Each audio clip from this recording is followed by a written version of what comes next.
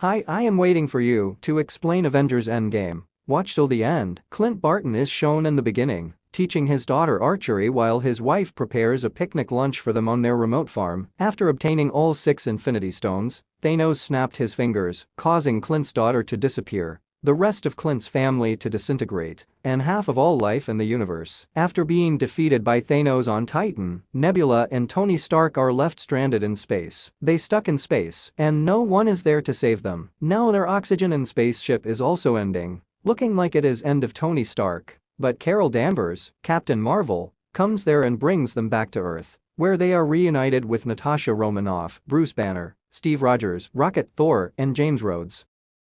Then, as expected, the team creates a plan to take the Infinity Stones from Thanos and use them to undo his actions, but Thanos is also smart. Upon locating him, they discover that he had already destroyed the stones once, preventing their further use. He explains to the remaining Avengers that he did this to prevent using the stones for any additional evil plans. Thor cut down Thanos' head, saying that he should have done it in Wakanda. After losing every hope, we see that 5 years later, Scott leaves the quantum realm and find him in a trash room. Then security guard caught him. Then Scott escaped from there to find that Cassie is now a teenager and that Hope Van Dyne, along with half the population, was taken by the snap. While Romanoff is tirelessly keeping watch over both Earth and the rest of the universe with the assistance of Rhodes, Danvers, Okoye, Rocket, and Nebula, Rogers has been leading grief counseling sessions for survivors, still dealing with the after effects of the snap. Scott goes to Romanoff and Rogers and explains that although it had been 5 years for them, but it had only been 5 hours for him, and that time stretches very differently there.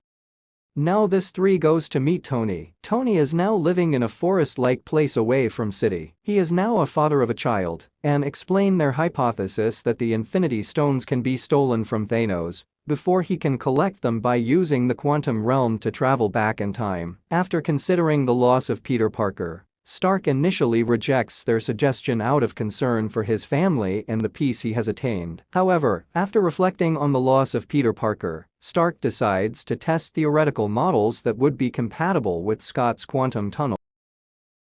The remaining Avengers set out to put their team back together with Stark now on board. Now that Bruce Banner has accepted the Hulk as a part of himself, they have fused into a single consciousness. Romanoff sets out to find the assassin after hearing reports from Rhodes that he uses tactics similar to those of Barton. After losing his family, Barton became so overcome with grief that he began to brutally massacre criminal cartels and gangs all over the world under the alias Ronin. In an effort to better the world that was still left, he is discovered by Natasha in Japan, and after some persuasion, he decides to rejoin the team. Banner and Rocket travel to the village of New Asgard, which is home to Valkyrie and the final Asgardian survivors. Thor is discovered by them there. Overcome with guilt for failing to kill Thanos in Wakanda, Thor plays Fortnite with his friends Korg and Meek, eats fast food, drinks alcohol, and has grown his hair and beard out. He has also gained weight recently. Thor reluctantly accepts Rocket and Banner's arguments to rejoin the Avengers.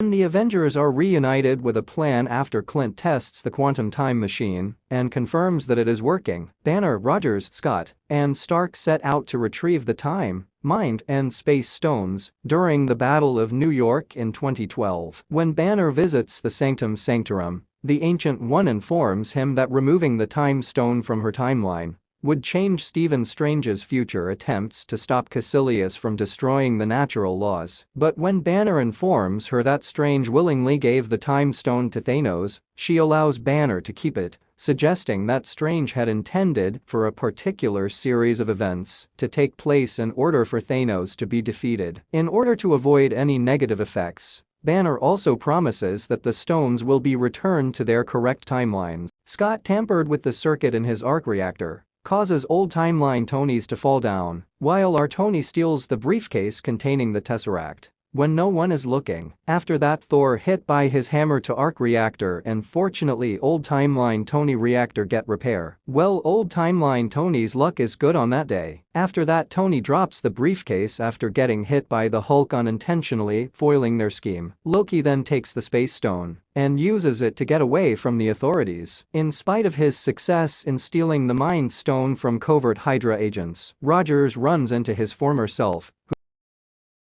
After defeating past Steve, Rogers reunites with Tony and Scott, who now have to devise a different plan to obtain the Space Stone without using up all of the PIM particles that are required to allow them to traverse the quantum realm. While Rogers and Tony plan to steal the Space Stone from a US Army installation in the 1970s and also steal additional vials of PIM particles to make the journey back home, Scott returns to the present with the Mind Stone.